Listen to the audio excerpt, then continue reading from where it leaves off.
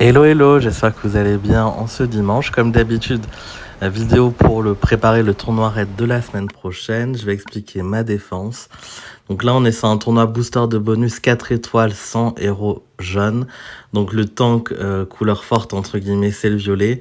Malheureusement, en violet, je trouve pas qu'il y ait beaucoup d'options hyper viables en 4 étoiles. Parce que bon, Sergei, oui, il peut donner des bonus, mais c'est que sur sa x2. Donc en tank, ça va pas être incroyable. Tiburtius, lui, serait un tank potable et pourquoi pas utilisable, notamment avec son super talent paladin, où il peut obtenir le bonus de défense et soigner également les alliés à proximité.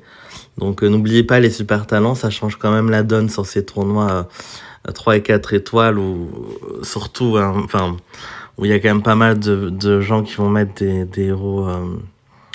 des héros 5 étoiles. Boltos, que ce serait pas forcément à négliger, parce que pareil, avec son nouveau super talent, ça peut être très pénible, hein, il peut ressusciter et donner un boost d'attaque à tout le monde, donc pourquoi pas, mais bon, il est pas en violet. Amétrine, c'est pas un tank pour moi, Proté non plus. Arges, le problème, c'est qu'on veut qu'il fasse sa x1 pour le boost de bonus, mais pas forcément les suivantes. Donc pareil, en tank, je suis pas convaincu. Yaotep, je l'ai pas emblémé. Lui, pourquoi pas, il pourrait être mis en tank. Il a des stats assez solides, mais voilà. Enfin, vous avez compris, en violet, je suis pas hyper convaincu. Cyprien, c'est assez faible, hein, il y a juste la contre-attaque. Donc, Sabina aussi, le chat aussi. Voilà, il y a quelques héros violets, héros des sables, hein, Gaffard Gaffard et je sais plus, enfin, il y en a deux violets là qui font des choses, mais c'est pas incroyable. Donc là, je suis parti plutôt sur une défense avec un autre raisonnement pour ce booster de bonus. J'aime bien déjà les Slayers parce que eux, ils se mettent des bonus de stack qui peuvent pas vraiment s'enlever.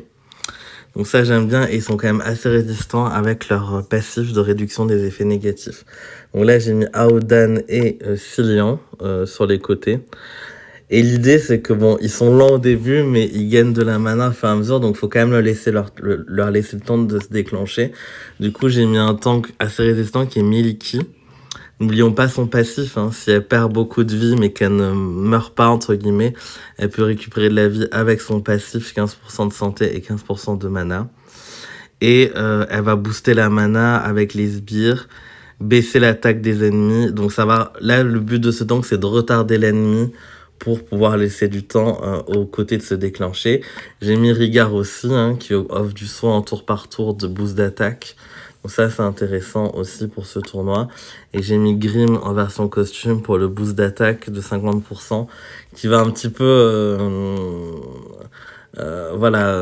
être doublon avec Rigard, donc ça j'hésite encore un peu, mais il a aussi le super talent voyau Grim, donc voilà. Puis vu que j'ai mis de rouge, il me faut mettre du bleu pour un peu équilibrer les couleurs. Voilà, donc a priori ça partirait sur ça. N'hésitez pas à me dire en commentaire ce que vous avez fait. Là, peut-être que Rigard, je vais le changer finalement avec Sabina, mais il faudrait que je l'emblème en fait. Ouais, je pense que je vais mettre Sabina plutôt. Comme ça va pas faire doublon avec Grim.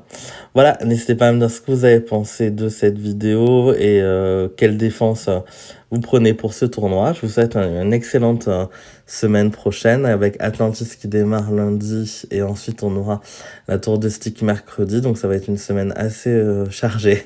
Voilà, et en plus le tournoi. Je vous dis à très bientôt.